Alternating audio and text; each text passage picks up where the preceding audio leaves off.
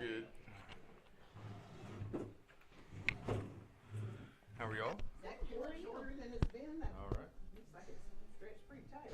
Yeah, it's always kind of a stretch.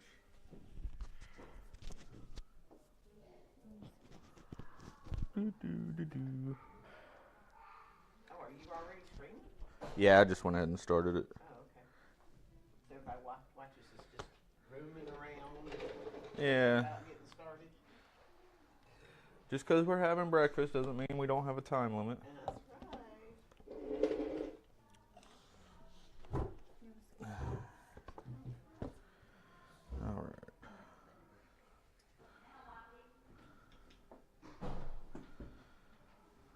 And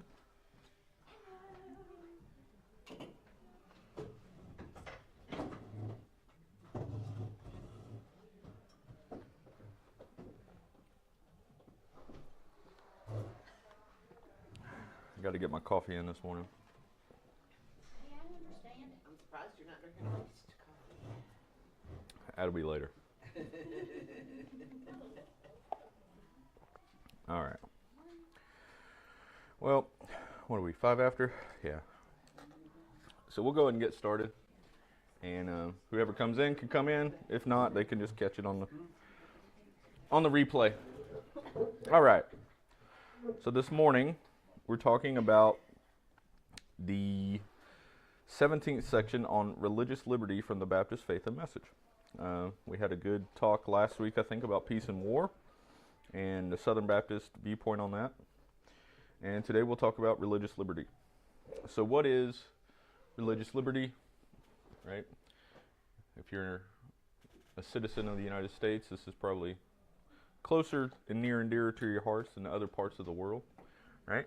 We have what basically religious liberty is: the freedom to express yourself religiously without fear of punishment from the government.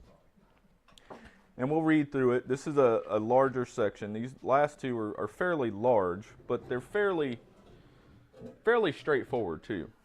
So we'll go ahead and start reading, and then we'll break it down. And so it starts off: God alone is the Lord of the conscience, and he has left it free from the doctrines and commandments of men, which are contrary to his word or not contained in it. Church and state should be separate. The state owes to every church protection and full freedom in the pursuit of its spiritual ends. In providing for such freedom, no ecclesiastical group or denomination should be favored by the state more than others.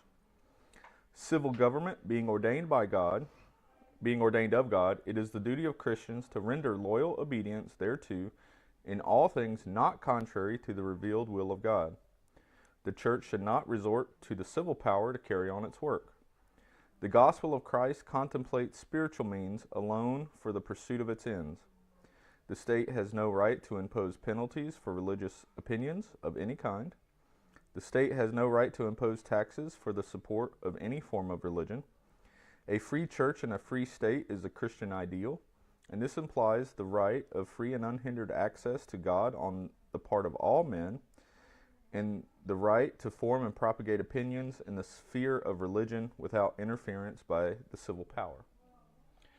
Now, this is formed a little bit differently than our other, statements, because really what this turns into is a list of basically oughts.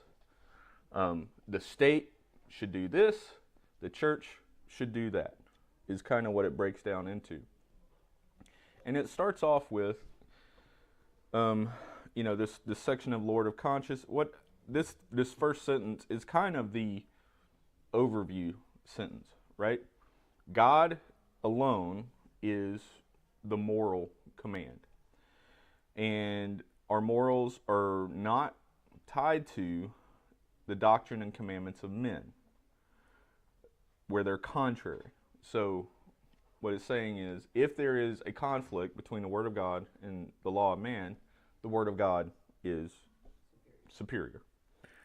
Now, and then it goes into this nice little just statement: church and state should be separate, period.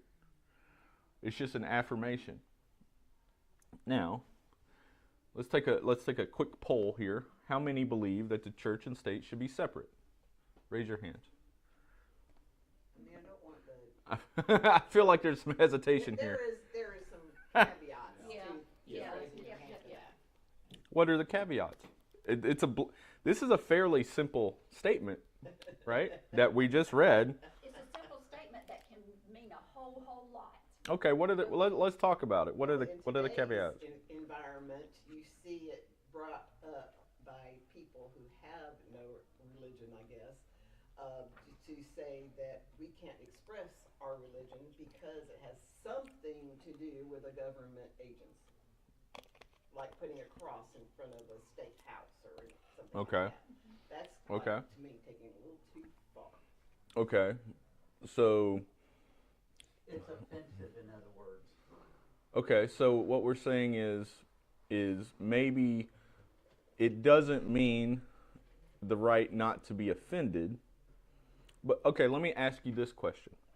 Should the state, and when we say state, I'm talking about government, whether it's the state government, the federal government, the local government, we're talking about government. Should the state prioritize one religion or non-religion over the other? Well, that's how in the Constitution, when our founders set the country up, because of the Church of England, Mm-hmm. was kind of mandated by the government. That's where freedom of religion from the state came from. Yeah, yeah. And you're all familiar with the first article of the Constitution, right? Which doesn't say, this phrase here, church and separation of church and state, does not exist in the Constitution. Correct. You won't find the words there. However, I think the concept is there, just like you won't find the word rapture in the Bible or Trinity in the Bible. Yep. The concept is there. Yep. But you didn't answer the question, right? Should the state prioritize one denomination or group, religious group, over another? No, No. they No. shouldn't. No. They shouldn't. So even us But I think wonderful Southern Baptists, right? We have an equal say as opposed to our Catholic friends, our Lutheran friends, our Methodist friends, Jewish friends, Hindu friends, right? Atheist friends, agnostic friends, right? Let me ask you a question. Okay. The only problem I've got is when I was in high school, we would say the Pledge of Allegiance in grammar school. Then as we got in the Ten Commandments were listed, you know, you could read those. And then in high school, we said a prayer before football games. Mm-hmm. Mm-hmm. Now they can't do that. And they used to, when you came along in high school, didn't they say the prayer around the, wasn't there a time that There- they could say the prayer Yep. around the, There was a couple events.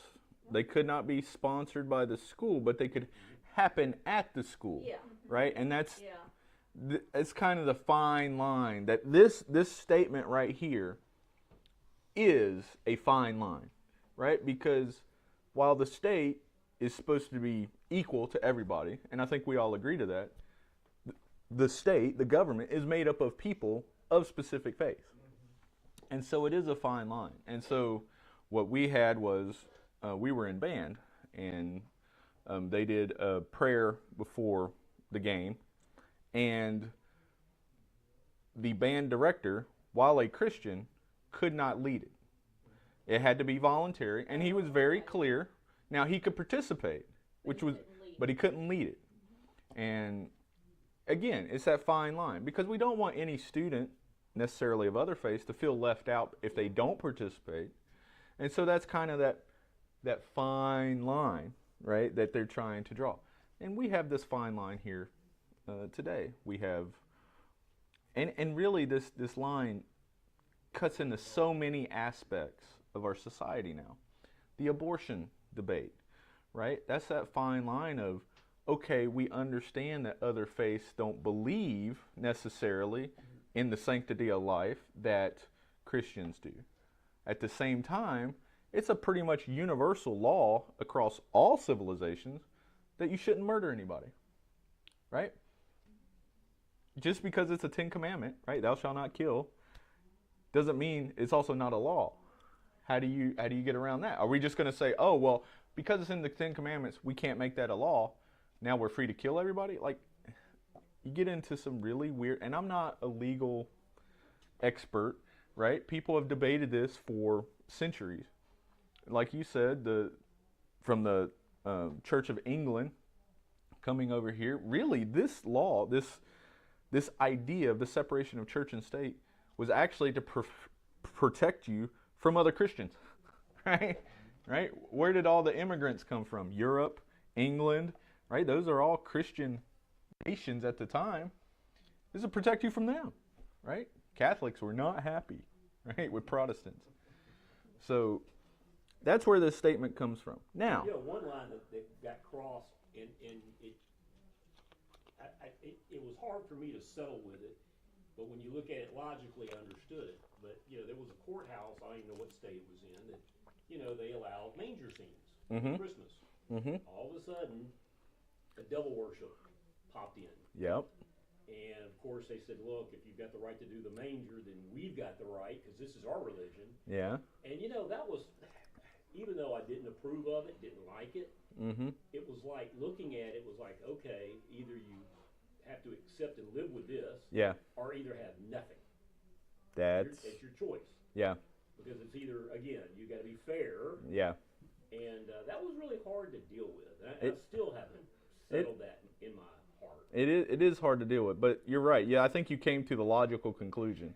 Either you allow every religion, or you allow no religion. Yeah, it's either right. one or the other, and it's sad it's come to that. Yeah. It has. It's come to Yeah. that now. So that's kind of where we're at, this separation of church and state. Now, I did not realize this until probably a few months ago.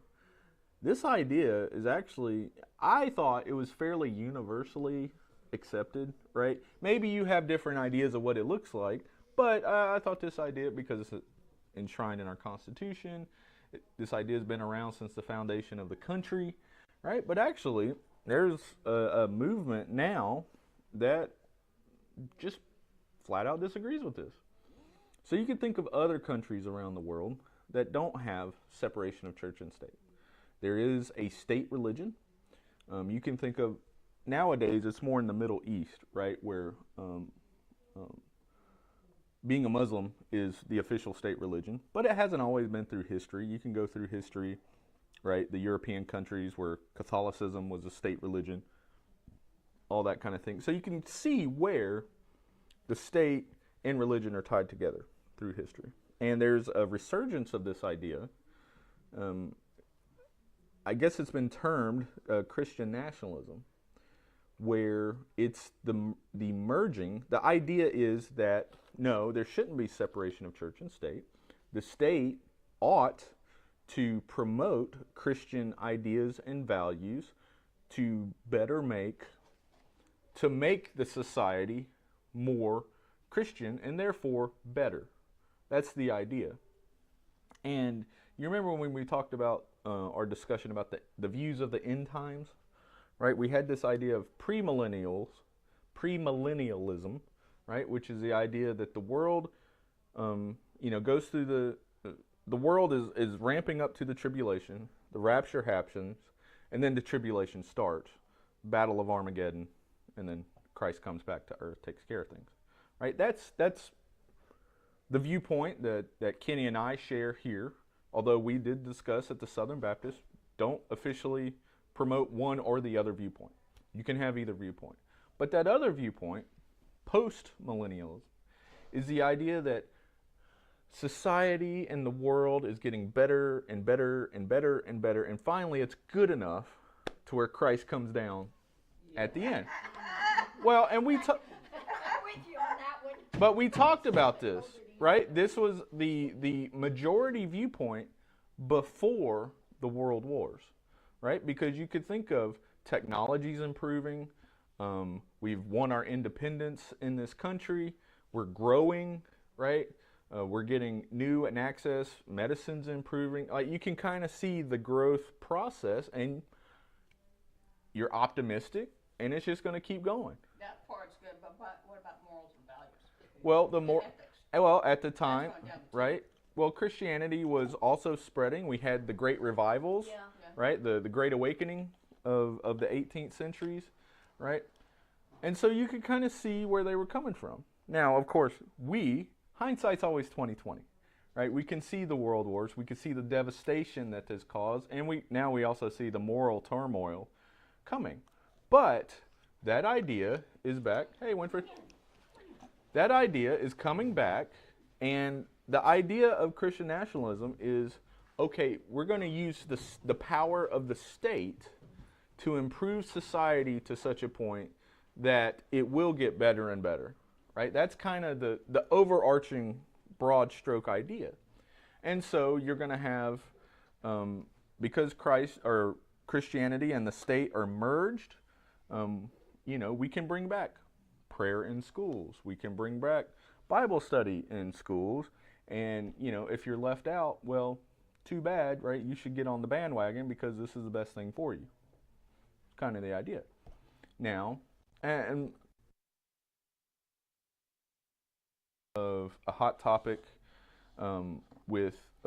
because of politics, it's always kind of been there, right? You can think of Kennedy in the 60s, Catholic, right? But he put it out there just to acknowledge it and then kind of toned it down. And then we kind of see, right, Reagan starting to mobilize that evangelical base, the religious base. And now you've got Donald Trump, who's really, working the evangelical base hard. A lot of all the surveys, right, his majority voting base is Christian, right? These are all facts. So I think the media has kind of taken this term and gone with it, but there have been several books published on this, on the idea of Christian nationalism, what it would look like, how great it is. Of course, they're proponents for it, but you've also got books on the dangers of it. And I think we see through history some of the dangers that can come with that, right? Because again, it wasn't necessarily protection from the agnostics or the atheists, from other Christians, right? And so the Southern Baptist viewpoint, the official stance is church and state should be separate, period. That is the stance. They're going to take the view from history, and we would not support the idea of Christian nationalism. Does that make sense? Are there any questions on that? I didn't realize this was such a big topic, but there's been several, news reports, and you can go do a search for this and find all the, pros and cons of each side. But the official Southern Baptist stance is separation. The church should be free from the state to do what it wants, and that's kind of these next ought statements of the state. The state owes to every church protection and full freedom in the pursuit of its spiritual ends. This is why everybody got in such a tizzy during COVID when the state was trying to shut things down. Some states tried to, and they tried to be equal, and we're going to shut everything down. And in the most part, I think churches went along with it as long as it was equal. And then you had those same states try to open up government facilities and not churches, and then obviously that kind of rubbed the wrong way. Then you had other states like Mississippi that shut down government, but the governor actually came out and said specifically, I don't have the authority to shut down churches. I would highly recommend that they not meet during this time, but I don't have the authority to say no. And so you can kind of see how, throughout the United States, each state kind of handled it a little bit differently. It was very liberal in its policy. I don't think they required it. Florida was probably liberal. Yeah, I guess. yeah. So, we did shut down there for a little bit, and part of it is nobody knew what was going on for a little while. Well, we had a whole lot of old people. Mm-hmm. That's the other thing too. Older people in general were more cautious, and so even if you were open, church attendance makes sense. Totally makes sense. But that's kind of the overarching viewpoint. The church should, or the state should, protect the right of the church to meet or to pursue its spiritual ends. It should not promote one group over the other. So, Baptists, Methodists, right, they all have an equal right before the state government in these protections. At the same time, right, and we want to be clear, at the same time, civil government is ordained by God. And I want to be clear on this fact. Romans 13 is probably the greatest summary in the Bible as consolidated. This is Romans 13, verses 1 through 7. Let everyone submit to the governing authorities, since there is no authority except from God, and the authorities that exist are instituted by God. So then, the one who resists the authority is opposing God's command, and those who oppose it will bring judgment on themselves. For rulers are not a terror to good conduct, but to bad. Do you want to be unafraid of the one in authority? Then do what is good, and you'll have its approval. For it is God's servant for your good, but if you do wrong, be afraid, because it does not carry the sword for no reason. So civil government makes the rules, also has the authority to carry out punishment. That's what the sword is, punishment. Therefore you must submit not only because of the wrath, but because of your conscience. Not only are you going to get punished, but because you're a believer, right, God's Holy Spirit inside you should be promoting, hey, this is wrong, I shouldn't be doing this. And for this reason, you pay taxes. Man, I wrote a check the other week. It was painful. It was painful. But God said, you got to do it. And didn't you enjoy those nice roads around? Your taxes at work. There is one that has been fixed, and it is quite nice. I mean, every 50 years, this road out here gets paved. You're welcome. Now if they just widen it a little bit, so if you're driving something... Don't ask for too much, Peg. Don't ask for too much, Peg. And for this reason you pay taxes, since the authorities are God's servants, continually attending to these tasks, pay your obligations to everyone, taxes to those who owe taxes, tolls to those who you owe tolls, respect to those who you owe respect, and honor to those you owe honor. Right? These are the Christian duties to the state, right? We're to obey everything that the state says, even if you don't like it, as long as it's not contrary to God's word. So, the state can't go out and say, go worship Satan, right? That would be contrary. But just because your taxes went up 2%, you may not like it, but you're called to pay it. And, hey, that's a message for me as it is much for y'all. Didn't right? Jesus make a statement about giving Caesar what he's due? Mm-hmm. So, and then the question comes in, what does he really do? Yeah.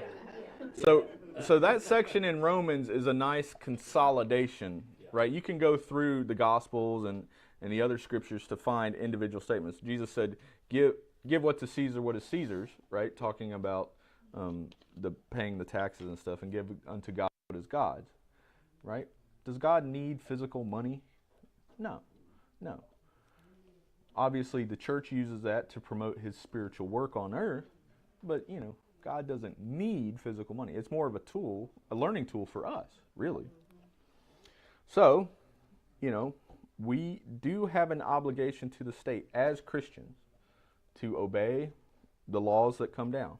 Now, in this great country, you also have the ability to participate in this government. And this is the other difference, I guess, between Southern Baptists and some of our other friends, is some denominations have decided, hey, the government, it's always going to be somewhat wrong because it's a man-made institution. Fair enough, right? I don't think anybody's going to disagree with that statement. And they say, you know what? We're out. We don't want any part of this. And so you could be Amish. Amish don't participate in local government. They don't put into Social Security. They don't register for the draft. They don't do anything, right? They're out. Period. And that's one way to handle it. And I can at least appreciate the viewpoint, even if I don't agree with it. So do they pay taxes? No. Not that I'm aware. How do they get away with it? Religious exemption. They're a church. Religious exemption. Yeah, take notes. Yeah. So, Yes. so but at the same time, they don't get any of the protection. They don't have police protection, right? That is, they don't have fire protection. They are basically on their own. In fact, you could call it unfair because they are taking up space in the United States of America, which does provide military protection. If we were invaded, the military would protect them just as much as they would us. I'll leave that up for you to decide, how valid a point that is, but it has been made. On the other hand, right, we've talked about the Christian nationalism aspect. We're full into government. We're going to take over the government. We're going to use government to promote the church. Southern Baptists, we're kind of in the middle. We totally understand the separation of church and state. At the same time, totally want to affirm your right and ability to work in local government, right? We're not going to oppose you running for, Congress. We had Kenneth ran not too long ago. Nothing wrong from a church standpoint for running, right? It does cause other issues because if he ran, say he was elected and then he supported something that church members didn't like, right? You would have the actual, executional problems of dealing with that. But that's just like any other church issue where people don't agree about the color or whatever, right? You could deal with all that. So if you don't like it, if your taxes go up, which mine continually do in this Coweta County. Mine do too, and I'm retired. Yeah. Living on the survivor benefits, so why is it going up? Yeah. Well, because you live in a great county. Okay. If anybody ever wants information on how to battle them, I can show you. Yeah. Ken's dealt with it, but go through the process, right? Run for office, whatever. Try to change it. Try to change it. But until then, right, we are called to pay our taxes, even if we don't like it. Now, on the other hand, I want you to notice this. The middle of the page. The church should not resort to the civil power to carry on its work. This is the flip side of that statement. Okay, the state is not going to impose anything on the church, right? But that means the church cannot reach out to the state to try to make something happen. Okay? And I think what's good for the goose is good for the gander, right? We can't go out to the state and be like, hey, we really want more people in the church. Can you pass a law to make, alcohol sales on Sunday prohibited? That's where that came from. And you think that's going to get more people in the church? Maybe it's a bad example, but it's an example. But it's an example that we already have seen. But you've seen it, right? You've seen it. What about all the people that are they're not really in Congress or whatever, but they're up there lobbying for religious freedom and religious rights and religious this and religious that? As long as they're lobbying for equal access to religious freedom, that's not a problem. Or if there's a specific issue.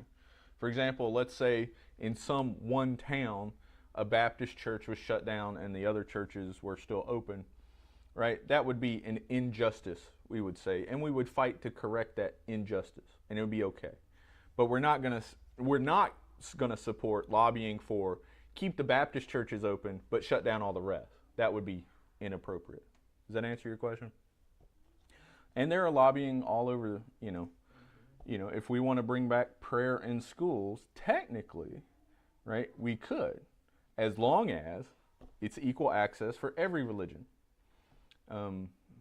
And I think and I don't blame them, I think most school administrators would say that's going to be a lot of work, right? Because students are creative. If you haven't been in a high school in a while, they are super creative. And I can tell you immediately, within 5 minutes, you will have 1,000 new religions created. And their religion is going to require 2 hours of silence time where they're going to pray in silent meditation and take a nap, right? That's exactly what's going to happen. And the administrators are going to have their hands tied behind their back. For the last 4 years that I was teaching, and y'all know I'm kind of a renegade off the path. So I went to my principal and I said, okay, what if I did happen to have prayer with my students because they want to have prayer in the classroom? What do you think about that? She said, get out of my office. We never had this conversation. I don't even want to know about it. You were never in here. And she said, God bless you with getting it done. Yeah. Yeah. So we did. Yeah, so My you had her Plausible answers. She deniability. approved. Yeah. Yeah, don't drag me into this, but, you know, Exactly. That's exactly what it was. I'm going to ask for forgiveness instead of permission. And this is why there's gonna be tons of lawsuits in the near future on what's going on right now at all the colleges. Because, you know, what's gonna come out of this is that you were showing more Favoritism. protection to one group than Yeah. another group, and you weren't protecting that other group, which is in our, which is written in the law. There's gonna be lawsuits that probably will be won. I think you're totally right. Well, I'll tell Right. you a creepy thing that's going on in school. Okay. My granddaughter, I Yeah. went down there to watch my one granddaughter that's not in school, and I'd take the other one to school. So she came home from school one day, and I'm telling you, she just fell on the floor, crying and crying and crying and crying. I mean, this is a tough girl. She's not like a wimpy little girl. Anyway, I was laying down there with her crying. By that time, I could not figure out what was wrong. I thought somebody had hurt her. And what had been happening is they were calling the kids into the counselor's office, assuring them that they did not have to ask their parents. They could take them to the hospital if they wanted to go now to have a sex change.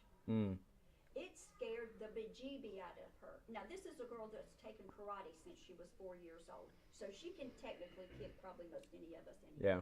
But, I mean, to see her so distraught and so scared, and this is the end of Houston County where they are supposed to have the most elite schools. Yeah. But they've got some crazy teachers in there too. So this teacher is taking it, and counselors are taking it upon themselves going at this. Yeah. Oh, I was getting to be tired. I told Michelle when she got home, I said, I'm going to the school right now. She said, Mama, please tell me you do not have that gun with you. I said, I don't, but I'm fixing to clean house. She said, Mama, please don't go. Let me and Wesley take care of it. Yeah. But I'll tell you on the But Wesley went opposite- up there and he took care of it. Let me tell you what, that they better not ever pull their daughter aside and tell her she can have a sex change, she can go have anything. No, you better They not. shouldn't be They pulling shouldn't any do of those that. children. But they are. But on the opposite end of that, a big influence to my granddaughter has been Fellowship of Christian Athletes. They still have Fellowship of Christian Yeah. Athletes, which I was real surprised. Yeah. But Yeah. her friends that are in that have been a big influence. to Yeah. her. So, just like any institution, you've got some people, you know, going the wrong way. We've got good groups, right, coming out. All those are fine. You know, it's from the state perspective, and this is where's that line? Because on some instances, right, if the kid came from agnostic parents, right, is there a religious belief that they're going against? They don't really have a religious belief. Maybe they have a personal belief, right? On the same section, if their child is from Christian household, right, we would say sex change is a religious belief, right? And that would be a violation. I think in this new world, you're going to see lots of lawsuits, right, to try to figure out point. Legally, that child is still a minor, so the parents are the ones that should be making the decisions, not the. Oh, I look, I'm. Parents should be- Legally, They're yes. not following Politically, that. no. Let me clarify here, like, because we can go down this rabbit hole if we want, and we'll be here till tomorrow, right? We want to focus on the religious aspect of it. I'm not disagreeing with your legal opinion, but I'm not a legal expert. I would say yes, right? The minor has always been under the care of the parents or guardians, but I'm going to let the law deal with that. From the religious perspective, though, right? Is that a religious belief for everybody? Not for everybody, but for some people, at least.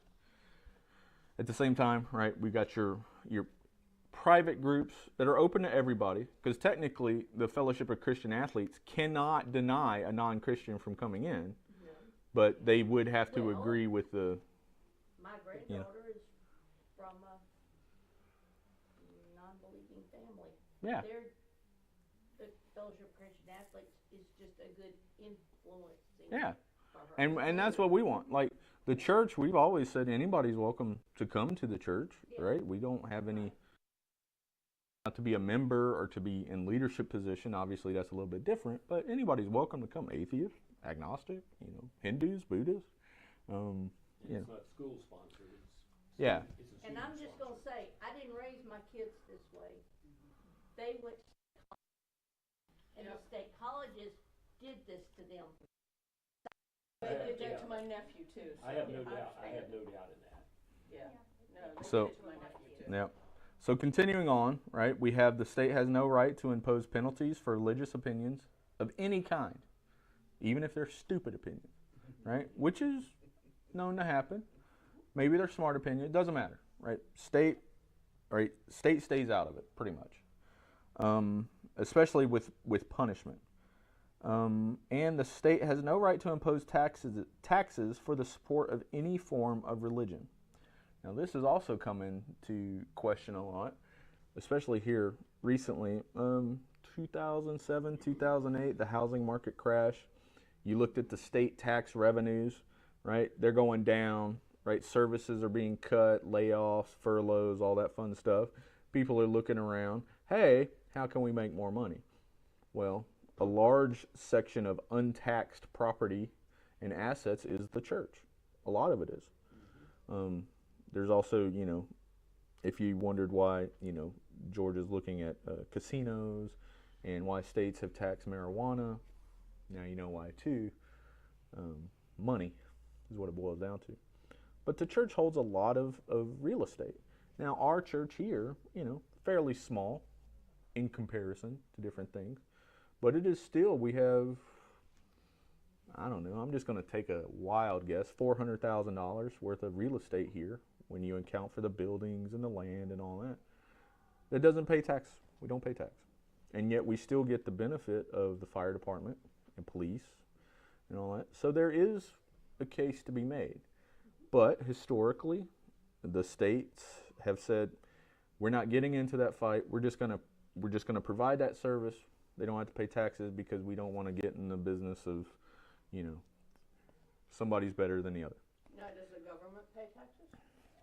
The government collects taxes. Like the buildings? No, that would be paying yourself, essentially. No, I'm just asking because, the church doesn't.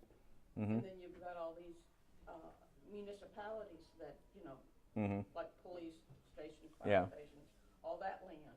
Yeah. But that would be, that is taxpayer funded. So if they're paying tax to it, it'd be so I could tell you at Georgia Tech, right? Georgia Tech is a state institution, and we have, I don't know, several thousand buildings, probably in the billions of dollars of real estate. They don't pay tax on it because they'd be paying tax to themselves. At the same time, the state owns it. So Georgia Tech can't just sell it.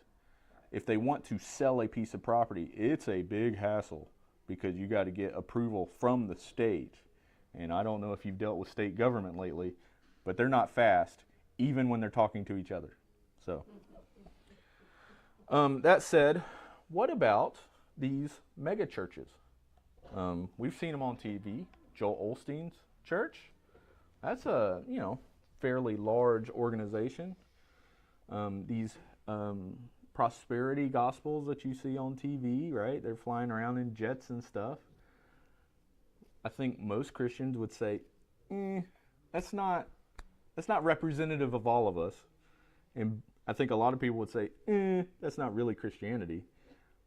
But if you're going to tax them, where do you stop, right?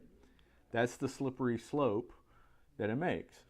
And what Southern Baptists would to support this, we also have to say, yeah, there's going to be some hanky-panky being played with the rules here, but that's better than it coming down on everybody. you went to the big side and the small side of it, you're in a lot of people that have Reverend in front of their name because they hold church in their house and they have 1 or 2 people show up every week and declare themselves as a church and get out of taxes. Yeah. So it goes on the it top goes and the bottom. it goes both ways, and I can tell you if too much is played, the state will crack down, right? So I think it's almost like a self-policing thing, right? If we can't hold people accountable, the state will eventually crack down at some point. I don't know what that point is, but if everybody's suddenly a church, come on, guys, right? There's a way to lower your taxes. Yeah. Have Bible studies, your Reverend Clint, and you have Bible studies in your basement. Look, every April 15th, the idea comes through my mind, right? But then I got to invite people over to my house, and then I just write the check and send it on my way. Well, So. if you only had it once a month, that's only 12 times. There again, you gotta be filed as non-profit status. Yeah. It's a complicated Oh, yeah. process. That's the ringer right now. I would encourage you to talk to your lawyer, Oh, I'm sure. right? Don't bring your law problems on me. I encourage you to talk to a lawyer. Okay, and then finally, right, to wrap all this up, a free church and a free state is the Christian ideal. You're free to worship how you want, right? The state is going to stay out of your business. That's kind of it. That's the ideal, right? Even though in the real world, ideals don't happen, and we have these conflicts. This implies the right of free and unhindered access to God on the part of all men. Now this is key right here. And the right to form and propagate opinions in the sphere of religion without interference by the civil power.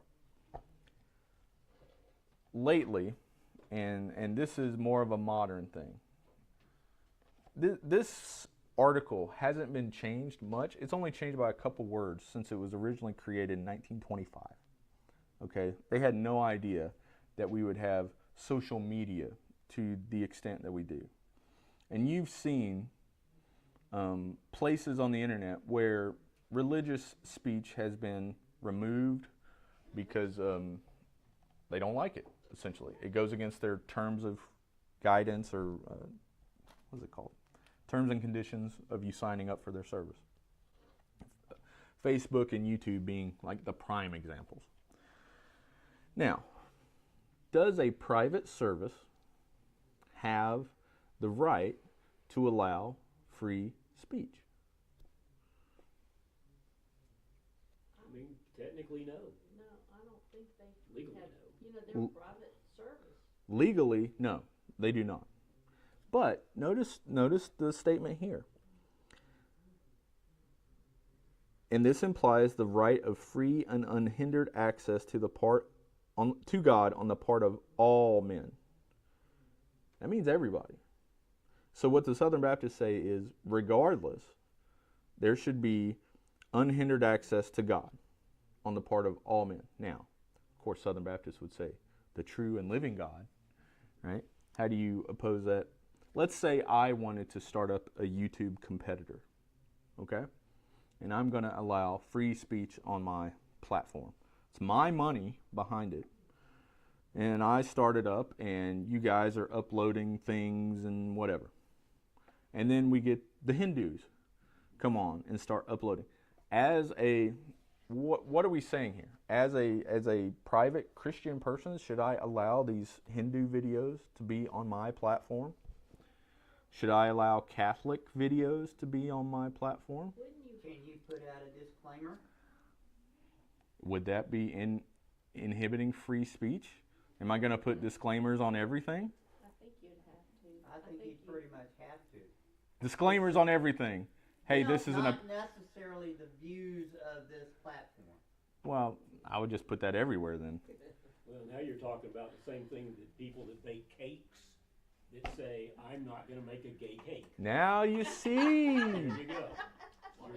Now you You're see. allowing it though. I mean, But Oh no, but it's always a but. I'm gonna go probably way out of the box here.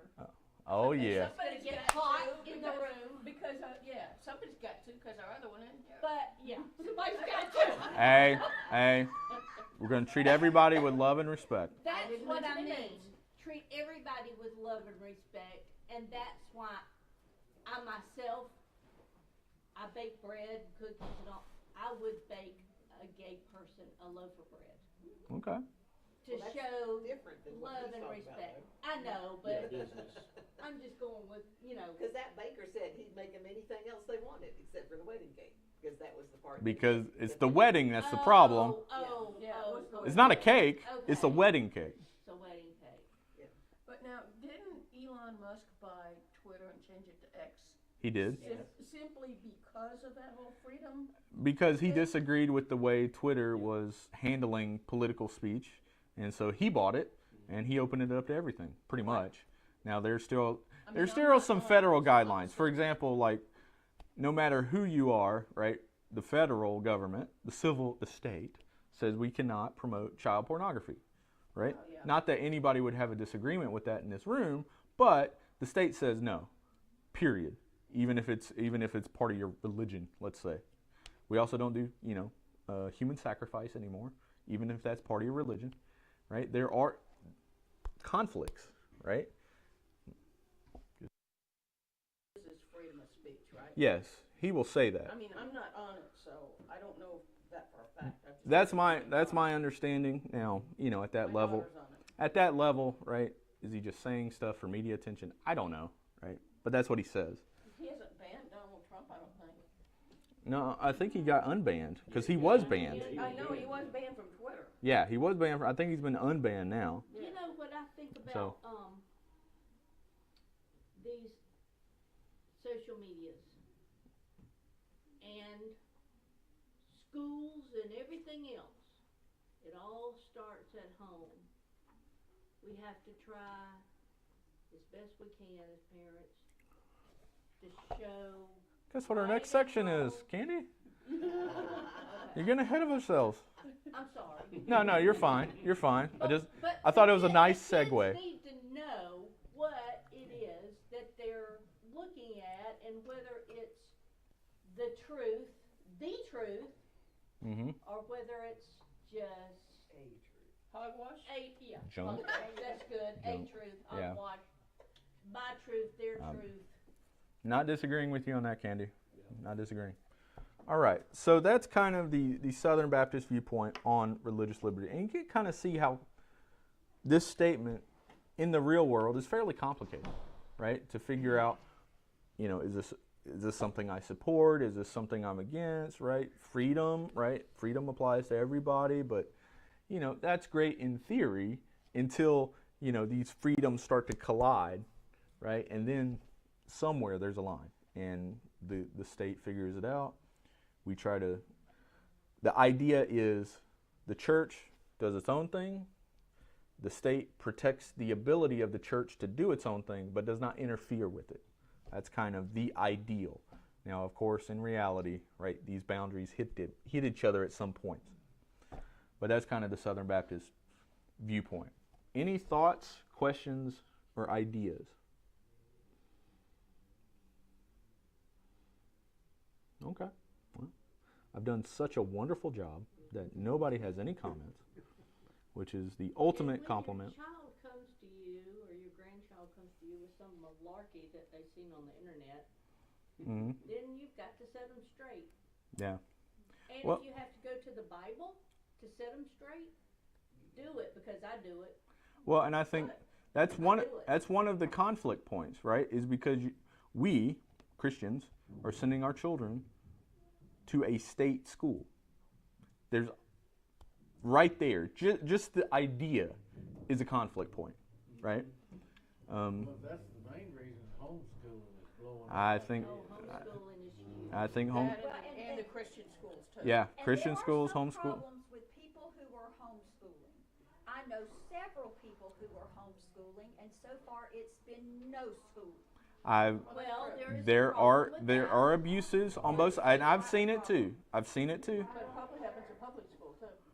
Oh, well, hey, but, at least a teacher's held accountable. I mean, I know That's I correct. was, every year I taught every Yeah. class I was accountable for that's what I true. was doing. There's conflict points everywhere. I've seen it too, right? And We some homeschool our parents kids. are- yeah, I've some seen it. parents I've seen are it. wonderful at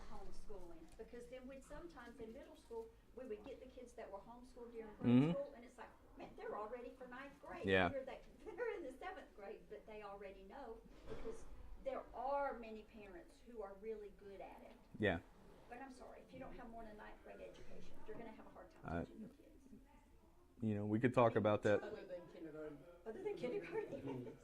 All right. Well, with that, we'll close in prayer. We're a few minutes early, so enjoy your time. Next week, oh, I need to talk about something for a second. So it's a good thing we ended up early. Next week, we'll talk about the family, and we'll try to wrap up the study next week. So let's close in prayer, and then I have a question for everybody.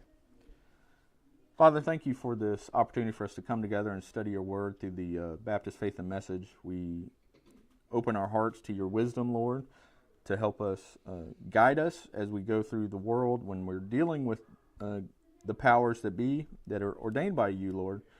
And we just ask for your wisdom and guidance on how we are to influence the government, and the government passes down laws to us. Father, we pray that you'll guide us in the coming week as we be a light for you into the world. In Jesus' name I ask. Amen.